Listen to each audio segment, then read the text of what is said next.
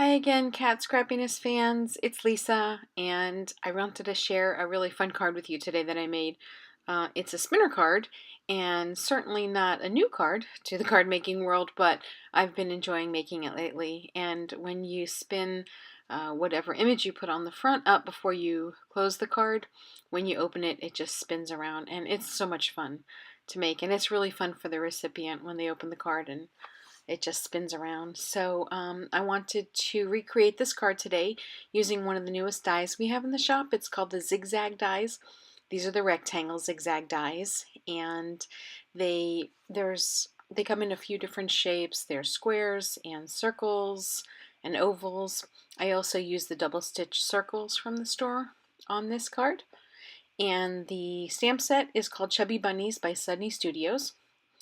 And I'm going to use the little bunny today that's holding the chocolate bunny and eating the chocolate bunny, so I'm going to assume he's a cannibal. But anyway, that's the image I'm going to use today because you need a symmetrical image for the spinner card. So that one is the same front and back. So the first thing I wanted to do to give the front of the card a fun look is to stencil on a fun background. So I thought a polka dot background would be fun and some pastel colors. What I like to do is tape my card down to the back of my stencil, and that way it's not in the way and it holds the stencil in place. So I chose 3 different colors of Distress Oxide ink, 3 pastel colors.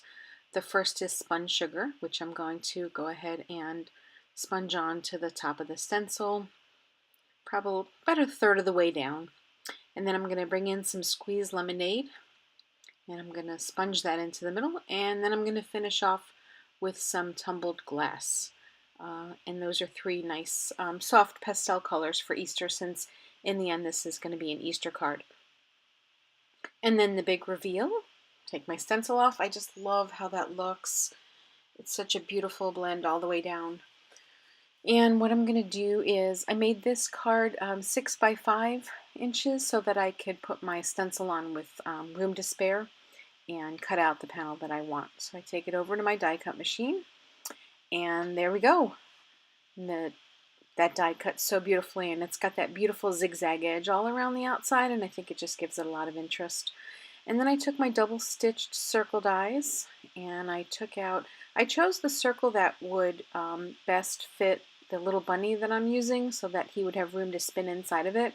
So as long as you have a die big enough to take whatever image you put inside, you're good.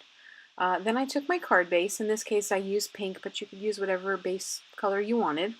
And it's your standard A2 card, 5.5 by 4 1/4. I laid my stenciled panel down on top of the card, and I went ahead and placed my circle die on top of both pieces, and I taped it in place. Make sure that your card is opened up all the way before you do this. I'm going to tape the panel down to the card, run it through my die cut machine, and then you'll see it cuts out a circle from the front panel and from the card base at the same time. And that way your circle is in the same spot, and you can line your panel over it very easily. So the next thing I did was I took my stenciled panel, and you can see how it lays there really nicely over the circle since they were cut together. So I'm going to take that panel and I'm going to put some liquid glue down all over the back of it. And I like to use liquid glue for this part. You can use tape runner if you want to, or double-sided sticky tape. I just like to use liquid glue because it gives me a little wiggle room when I lay it down. That way I can get it exactly centered over the circle that's also been cut out on the card base. So I'm just placing it over there and getting it into place. And the next thing I want to do is I want to get my bunnies. I colored 2 bunnies. I did that off camera just to save a little bit of time, but you can see they're symmetrical, so no matter which way you're looking at them, you can see the whole image, and you can see they fit right there inside that circle. No matter which way you spin it, you'll be able to see them. So then what I'm going to do is I'm going to take some thread. For this card I just took some basic sewing thread. You can use whatever thread you want. My thread is white, so you'll be able to see it a little bit. Some people like to use clear thread, but I didn't have any clear thread, so the white is fine with me. I don't mind the look of seeing the thread there. I did make this card last week, and I used fishing line on it, but I feel like it kind of got out of shape the more I spun it, so I wouldn't recommend using fishing line, but the thread from the sewing machine works just fine. So you want to flip the card upside down, and you want to lay the thread right across that window that you cut out. Try to get it as centered as possible. You want to tape it above the window and below the window, and then you want to go ahead and trim off your thread. And then once that thread is in place and as centered as possible, flip it on over and get those images that you colored. Again, make sure you've got two symmetrical images.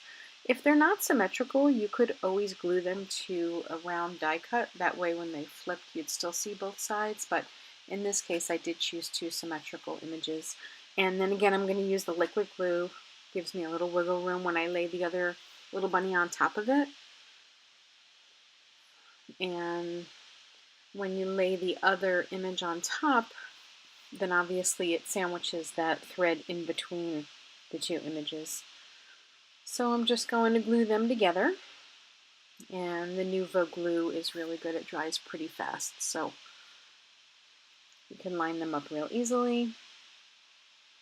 I just love that cute bunny inside that circle.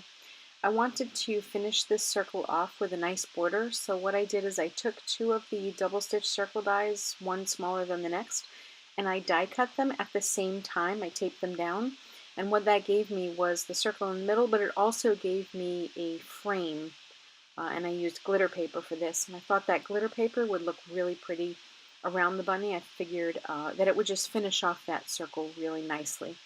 So I went ahead and added some glue to that and put it around the bunny, and I just love how that looks. I really think the sparkly paper looks good with the pastel colors, and it just sets that bunny off.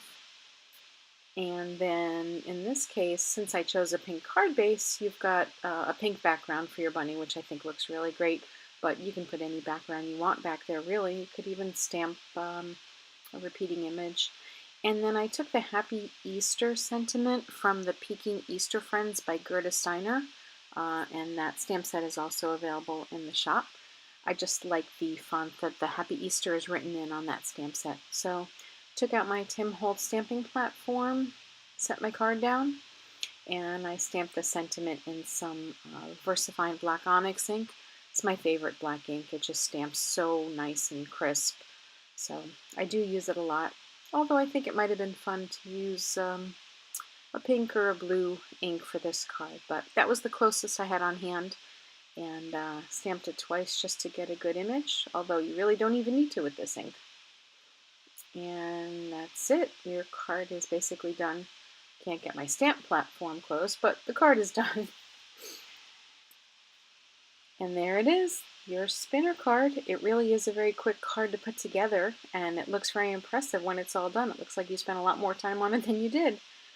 And what you want to do is you want to spin your little image as much as possible, and then close it up. And then when your recipient opens it, it just spins. And of course, the more you spin it before you close it, the more it'll spin. So there's the first card I showed you, and there's the one that I made with the zigzag dies. Don't forget to head over to the shop. Check out all the new zigzag dies. They're squares and circles and ovals and lots of fun crafty stuff in the shop. And if you use code Lisa10, you can save 10% on your order. Thanks for joining me today, guys. I'll see you next time. Bye-bye.